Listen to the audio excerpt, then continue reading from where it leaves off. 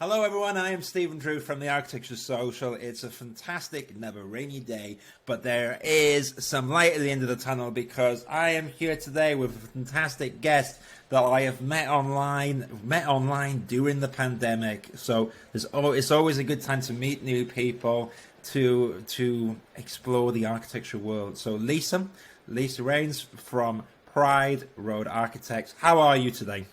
Hello, good afternoon. You're so cheery. I love that. we got to. It's like it was a nightmare before, and now we're at the end of it. There's light at the end of the tunnel. Yeah, we can see light. Yes, there is. But we're online friends, aren't we? We are online friends. We've never met in real life. I'm sure we will meet at some point. I mean, at some point we will. Hopefully we will. And that's you might not exist below the head down. Yeah, we're just kind of like virtual online people. No, we are real people, and we've got the video here, so we can put the video out. People can look at our rooms as well. But more important, talking about physicality. So you run an architectural practice called Pride Road Architects. Now, I'd love to go into that. And so what I think would be awesome is if you can briefly let us know about what that is. And then what I'd love to do is talk about how you got there. What makes Lisa Lisa? And then we can expand upon how that goes into Pride Road. Okay, so Pride Road is an architectural practice franchise business. Franchise architecture. So a franchise business, we've all heard of franchises. Usually they're associated with fast food. So like McDonald's and Subway, or sort of weird high street stores like, what was it, CX? CX, yeah. Yeah, I know you've got a story about that, Steve. So for me, I've set up an architectural practice franchise. There are other professional services that franchise as well. So like tax assist accountants are a franchise. There are Legal Express, I think, is a franchise business. Wow. There's bookkeepers, there's will writers. Basically, any industry you can think of, there's a franchise business there. And what a franchise does is it offers a brand and systems for you to work under. So we've set up Pride Road as a franchise. So if you wanted, if you're an architect across the UK and you wanted to join Pride Road, after sort of like a lot of due diligence and getting to know each other, you could sort of practice as an architect under the Pride Road banner. So you would say be Stephen Drew Architects Limited, trading as Pride Road. Where are you in the country? I'm in London, so I'd have the whole of London on your map. No, you wouldn't. Whereabouts in London? Southeast, yeah. Southeast. Where's your local town? Lewisham. Lewisham. So you might be Pride Road, Lewisham, or what county are you in? Yeah, Lewisham's the county. Yeah, so I'm sure I could twist your arm and get a few more counties, though. Maybe. Do you think? Well, not necessarily. London's pretty big. I'll take Lewisham. Yeah, so our territories are quite specific. They are 70,000 owner-occupier homes within a 20-minute travel radius. So in London, territory geographical sizes are smaller as they are kind of up north or, in the sticks. Yeah. Which makes sense. We've still got the same amount of people. Sorry, completely digressed. I love it. So now we fully understand the geographical map of franchising. But what's important to get across is, so that is innovative because, as you said, I never heard of an architectural franchise before. But it's still very much the best aspects of an architectural practice with this new innovation. But surely you will do a lot of, what kind of projects do you work on? Do you work on residential schemes? And where does a lot of that come from? Is it stuff that you've done in practice before? Or what kind of is the DNA of Pride Road? So we're very targeted, we're very niche. So we just do domestic residential, so that's homeowners, and relatively small scale, so between say 20,000 and say $250,000. Right, So interesting. if you talk to other practices who are doing resi, they try and get anything over $250,000, whereas we specialise in the mass market stuff. It's a massive sector. It's a massive sector, and it's hugely underserved. Yeah. So it's easy to make a difference being a trusted architect. So what I'm curious about, so we know you've got this in place, it works well, you've got one or two franchisees, they're doing really well. We can go into that in a bit, but what I'm interested in is what got you to be like, why is there no franchise model in architecture? And what kind of gave you the courage to set up Pride Road as a franchise? So I guess it goes back to what I'm passionate about. I'm an architect, passionate about architecture, chartered architect, so member of the RIBA. I've been involved in the RIBA at a national council level. I've been involved in women in property as well as a regional chair. And there's a disparity between genders. So Right. going into architecture, there used to be a 50-50 split between men and women. Coming out the other end, it used to be, I think it was 25% ARB members were female, 17.5% of chartered architects were female. I mean, the figures were back in 2017, and I've not re-looked at it. I think it increased more recently. It's probably dropping now in the recession. But then as you get higher up in practice, women just fall off a cliff. And so I've had my career's ups and downs, and certainly when having a family, my career kind of took a bit of a nosedive. Yeah. Once I'd set up Pride Road, and having been really niche about working with homeowners, really niche on my sector, I then systemised everything and ran it as a business. It's an architectural practice. It had to make money. I ran it as a business, systemised everything, and then realised that there was a gap in the market for a functioning business of architecture that actually worked with the family. So it's a flexible solution. You can have a family, have other interests, have a life, and still practice as an architect. And so I just put two and two together and just went, I found a solution. There's a problem in the industry. And there's been so much talk about gender disparity in the industry and inclusivity and diversity. And actually, Pride Road does something about it. Yeah, I like that because I think it transcends even gender. It's more about, I think, giving opportunities to talented people from whatever background, from whatever situation, to actually, you can set up a business and make it a profit. So where I find it's quite interesting is that you're basically part of a family with your own spin on things. And so you talked about it from a geographical standpoint, and that makes sense because that's more you're helping people in the area build beautiful projects in the area. So I like that. But what's really interesting, and let's talk about it because you mentioned as well, and I think this happens a lot, is that talented architects, and a really good example, as you said, is you were a mother, right?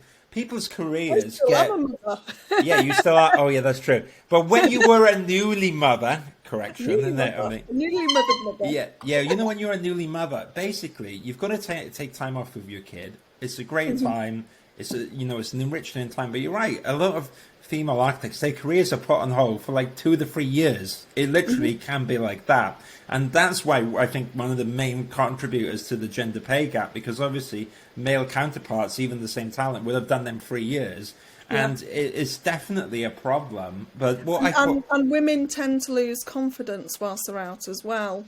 Yeah, And I've imposter seen it. syndrome and confidence drops. I mean, I remember after my first wasn't so bad. I just kind of went back in. The economy was buoyant, carried on. Second child, I kind of lost my nerve a bit. Started to see associates being promoted above me. And so I found I think I found a return to work course that the RIBA were putting on. Okay. So I felt like I needed to do that to boost my confidence. Whether I did or not, I don't know, but that's, I certainly felt like I needed to do something. So definitely there's a confidence issue going back in.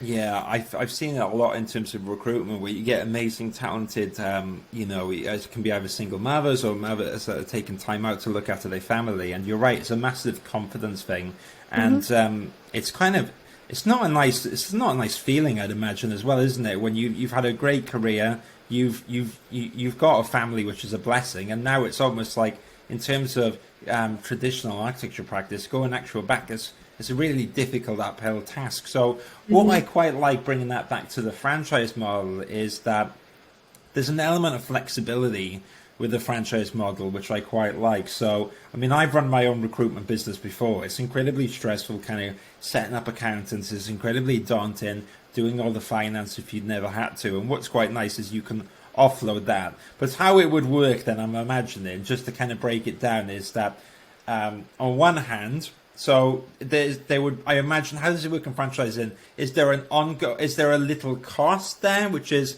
So you would pay to buy the license to practice as Pride Road, Lewisham. So you'd pay £10,000 for the trademark and the licenses and the rights to practice for 5 years. Okay, cool. But the important thing to mention here, though, Lisa, while you pay that, the advantage is that you, in theory, take away from the architect all the stuff which normally would get in the way of building architecture. So absolutely. So for that, we provide training, but also the initial setup. So the website, the SEO, the social media platforms, the business cards, the templates, the graphics, the logo design. Yeah. There's a lot to begin with. And so that's even just getting it out. And then I'm sure you've got... The portfolio, the web content, SEO, I might have said that already. The system, fee proposals... Yeah. Briefing, automations, it's basically all the stuff that you need to get someone looking for an architect in Lewisham that pushes those clients towards you. Yeah, and it's not even just the tick box, really. It's also, I imagine, because you've set up your own business and you've made a lot of mistakes, you've done things right, and then you learn from that. And I suppose about every franchisee, they almost need, like, I want to say, like, it's almost like your big sister in one way as well, isn't it? When things go wrong, you go, right, we'll work it out together, and kind of go through them. Absolutely. Well, like COVID, so Laura, who is joining you next week on the podcast, set up 2 months before COVID hit. Oh, wow. And so once COVID hit, I knew that I had to completely restructure everything. Yeah. Otherwise, there was me and Magda's and Laura's livelihoods was about to go down the pan. So I pivoted the business in a week. So going from face-to-face meetings to working online. So I was fortunate to have I'd done a Skype kind of meeting with a client beforehand, and I had a client, I had some clients set up in my calendar. So I just said, right, I'll trial it. Let's do it. Let's do this online. And I got my colleague, my son, to film it. The whole thing with the client's consent, and then we unpicked it and worked out what worked, what didn't work, right, what's the procedure, what what cameras to use, what software to use, how to talk to people online, how to draw on, what can you see, tidy the back of the office, and then just turned it literally within a week into a procedure. This is how we work online, but then also turn that into a form of marketing. So, within the following week, we had a piece of marketing ready to go.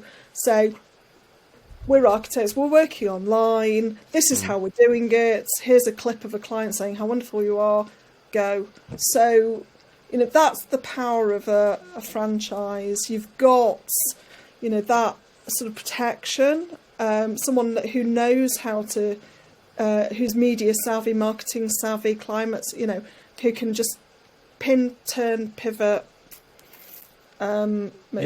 And then we talk to each other, I think to me it makes a lot of sense, and I think especially when you go in it alone in business, it can be quite a bit of it can be a bit of an overwhelming thing. But what's really important to mention is that franchising, I can see, is really useful for a lot of people. But there's certain people, I guess, in life that are going to love it, and I'm sure as well some people naturally lend themselves to actually still working in an architectural practice.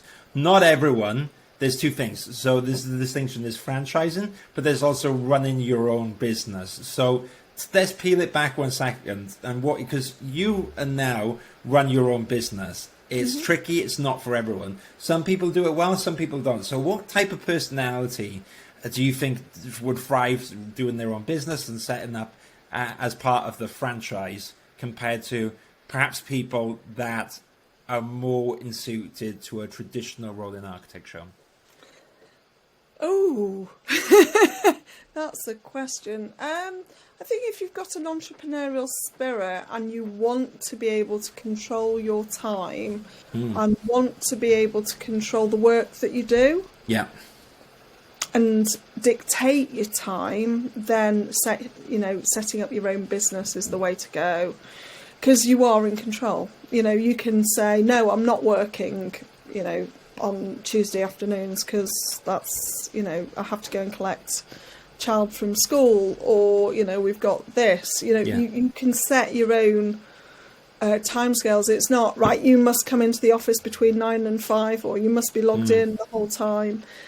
And also, you're not doing, as architects within Pride Road, we don't do CAD. That's kind of cool. We do hand drawings. So you're quite liberal in certain ways, aren't you? You're like, hey, as long as it works, everyone's happy. We have support from a back office system with technicians who do CAD up our work. Right. Wow. But as architects, we're client facing and we hand draw. Wow, that is so cool. So the computer that I'm talking to you on is just a little MacBook Air, and I don't have Revit or AutoCAD on it. I do not have big programs. Wow, this is the kind of thing of, obviously, there's a lot of candidates out there, architects, people who are applying for jobs that are used to seeing Revit. And what I quite like here is that you're saying, this is how we've done a business. I've made a profit. I know how to do that. I know how to turn a profit. We don't need to just get, pay Autodesk a license for the sake of it. Really, what it comes down to, I'd imagine, is if the client is happy and the word of mouth and return work. And that's one of the, I guess, advantages of the Pride Road branding. So tell me, in a bit of fun, let's talk a bit of fun. So we talked a bit about the geographic location. We talked about the type of person that would be interested in it. Tell me some fun things about Pride Road, like little gems that you've enjoyed along the way. I'd love to know. Oh, I love just creating stuff. I'm constantly making stuff and then sending it down to my franchisees. So during lockdown, I got a little bit Lego obsessed, and then I made some Lego models. You've probably seen them on my social media picture. Do you want me to show you? Yeah, go get out, because I've seen your umbrella. That was cool. I want one of Yeah, them. oh, you saw my umbrella. That's so cool. So this might not work for podcasts, so you're going to have to describe this. Well, if we do the video, we can say you can go to the YouTube, isn't it, Lisa, and check it out. Yeah. Okay, so in Lego. So first of all, I started off by, buying one of those kind of kits, like the Lego creative kit. Oh, cool. Yeah. So And I was we're like, looking at the what are we house. going to do? Oh, yeah, so I just built their standard thing. But then once I did that, I was like, oh.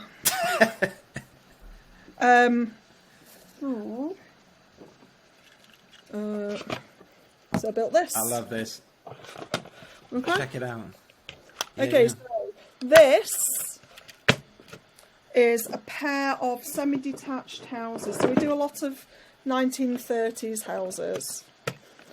Okay, and we use this as a tool to show our clients. Let's have a little road sign in the front. That's brilliant. I've lost the second post. Oh no, it's all right. Looks good. Okay, so we've got a pair of semis, just dead simple. That's a gable, a gable roof. That's a hipped roof. So it's just really easy visual guide to show clients that works on Zoom, so you can see instantly the difference, to explain terms, because with clients, they're laymen, they don't know anything about building. No. So common things that we do are 2 stories extensions to the side. Okay, Yeah. and so there's a 2-story extension to the side. And again, this explains the terracing idea. Yeah. Love it. So, if you had 2 semis next to each other, sort of non-adjoining, and both houses had 2 flush 2-story extensions, they would join up the street scene and turn it into terraces. Yeah, cool. So it breaks the street scene. So it's a planning policy, but it's also sort of good architectural design to step it back. And then we can start to talk about having subservient roofs.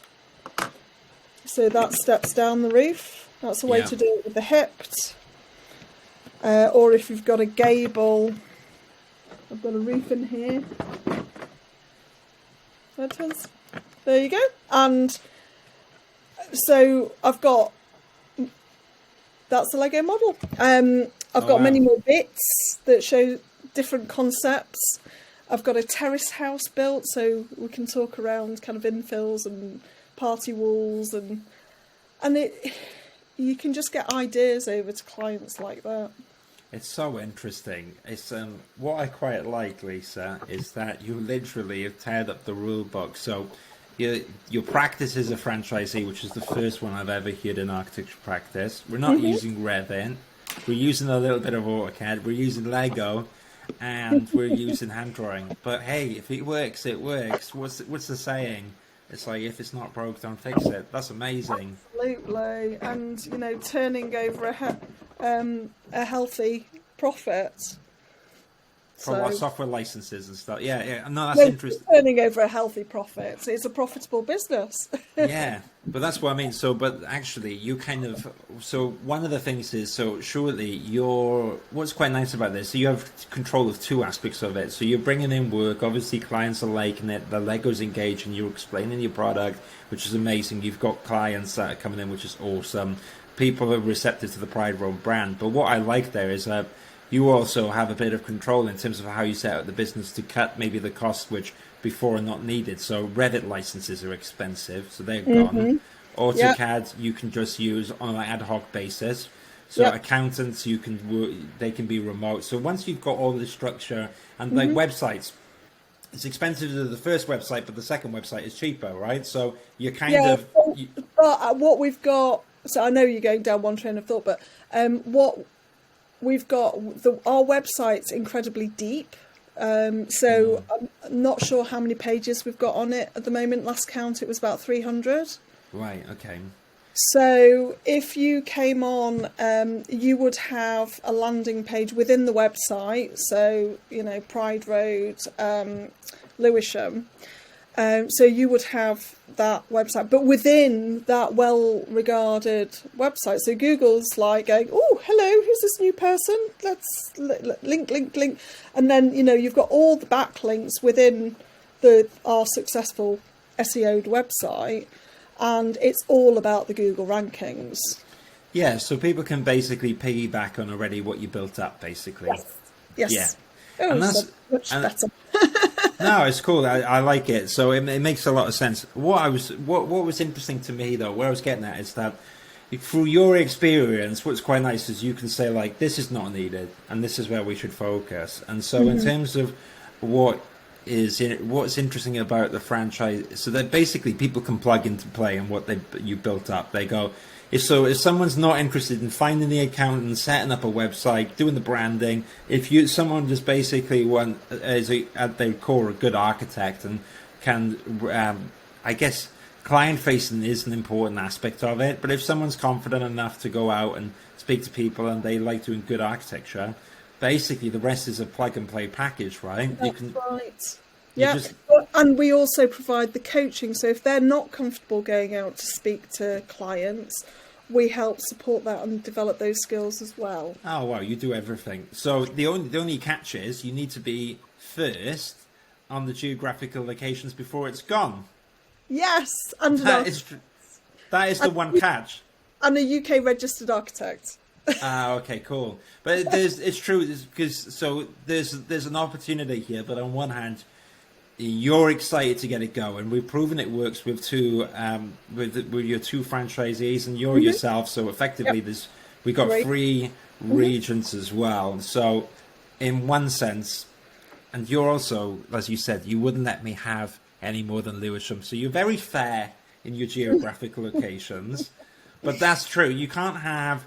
That's the one thing with franchisee model. You got to be fair with remit, isn't it? Because otherwise, 2 people in Brighton or something, it's not fair because then you're diluting the amount of scope. So if you've got 2 people in Brighton next to each other in adjacent territories, that works really well too. Okay, cool. So as long as there's an overlap, right? So what I'm interested to know is what's your plans for the next year? So we want to be recruiting 3 franchisees over the next year. Okay, cool. So we are, grow. You're going to grow. So we're going to grow. Yeah. Work's doing well. And one of the reasons you want to grow is because obviously it's great to see Pride go bigger, but surely there must be demand there, right? So, and you mentioned dormant houses from the 1930s and building out these opportunities. What's your thoughts on the lay of the land? You want to grow because there's so much there to do, or people are busy right now, or people are looking for offices? We're busy. Pride Road, we've got a steady stream of clients. We've actually grown during lockdown in terms of our turnover. Everyone's like they've saved up money because they've not been travelling, they've not gone on holiday, they've been stuck in their homes, and they want to change their spaces and extend. So, there is client demand. We've got a website. I'm kind of constantly getting inquiries in from London and Sheffield and Birmingham and sort of like across the UK, but we haven't got any franchisees to serve them yet. So we have to either work remotely, which doesn't fit that well with us, or say thank you, but no thank you. So we have demand. Makes sense. So you need exciting people who are excited for the opportunity. You're open-minded to anyone from any background. You'd love for people to get in contact. Absolutely open conversation. So in terms to find you, so we're going to list you on the Architecture Social. We'll have all that there. You're absolutely, you're part of the directory of practices which we're building out, which is so important. But they can also contact you directly as well. And you are a mover and shaker, Lisa. You're in Clubhouse. You're on LinkedIn. Where do people find you to have a conversation? Well, you could just email me on lisa@crideroad.co.uk. Amazing. Simple as that. Or, if you find me on Clubhouse as Lisa Raynes and just send me a DM. LinkedIn, send me a message. All social media platforms. I love it. And so before you go, you mentioned Clubhouse as well. I'd love to. You've obviously care so much about Pride Road. It really transcends. It really, really does. And apart from that, though, I'd love to know what you are up to, Lisa, at the moment. So you're officially the mover and shaker of Clubhouse. What else are you? What are you Well, up I to? got you on, didn't I? You did, yeah. You did. You mentioned you were like, Steve, you need to get on it, and I was like, all right, Lisa, you're right. I will join, and so thank you for that. I really appreciate it. Thank you. He says, rolling his eyes. Clubhouse is cool. No, I got a room this morning, sort of setting up an architect's practice, and I got an amazing conversation going with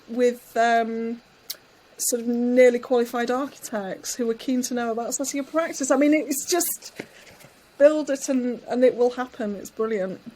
Well, yeah. Well, what I'm impressed with, I do think you're a disruptor in the best way. I think that the Pride Road really opens the door for many people that couldn't. AJ 100 disruptor. Thank you very much. Are you in the AJ 100 now, or you just you blowing AJ it up? 100 disruptor list. Really, you're a disruptor. You don't need a list. We know you're a mover and shaker disruptor, Lisa. You transcend no bounds. So I think it's an amazing practice which really liberates people who, because I think sitting in an architectural practice can be overwhelming for a lot of people, and doing it on your own is definitely an uphill task, but Pride Road makes it a bit easier. So thank you so much, Lisa. People can get in contact with you. Check out Pride Road Architects. Google it online. Check it out on the Architecture Social and drop Lisa a message. Thank you, Lisa. Thanks for having me. Of course. I will end the podcast now. Great.